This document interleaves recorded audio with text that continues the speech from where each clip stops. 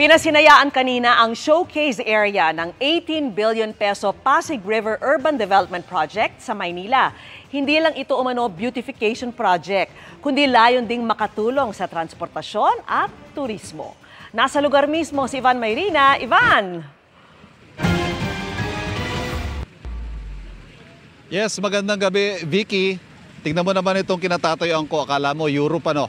Pero ako po ay nakatayo lamang dito sa tabi ng Pasig River Development Project. Ito po yung tinatawag nilang showcase area at kani-kanina nga lamang ay nagkaroon ng isang napakaganda at engranding fireworks display na tumagal ng halos 5 minuto. Hudyat ito ng opisyal na pagbubukas itong showcase area ng Pasig River Urban Development Project. Pinangunahan po ni Pangulong Bongbong Marcos ang pagpapasinaya ng 500 metrong showcase area nitong Pasig River Development Project. Sakop ito ng Executive Order 35 na inilabas noong nakaraang taon para sa rehabilitasyon ng Pasig River at gawin itong mas akma para sa transportasyon at turismo at para makatulong sa pagbuhay ng ekonomiya. Sa loob ng 3 taon, target matapos ang proyekto na magkokonekta sa Manila Bay at Laguna de Bay na may kabuang 50 kilometrong walkway at bike lane.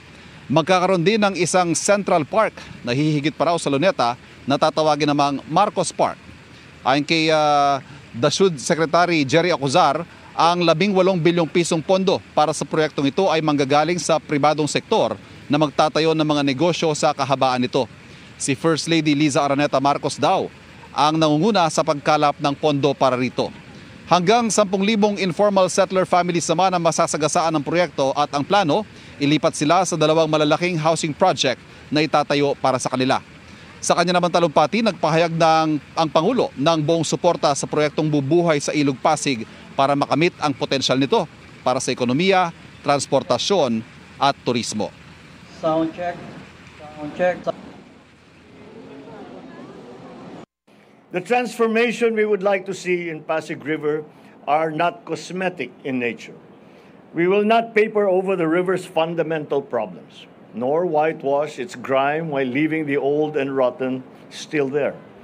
We do not want a river that is instantly made picturesque by coats of paint. We want a river whose transformation sinks to its very bottom.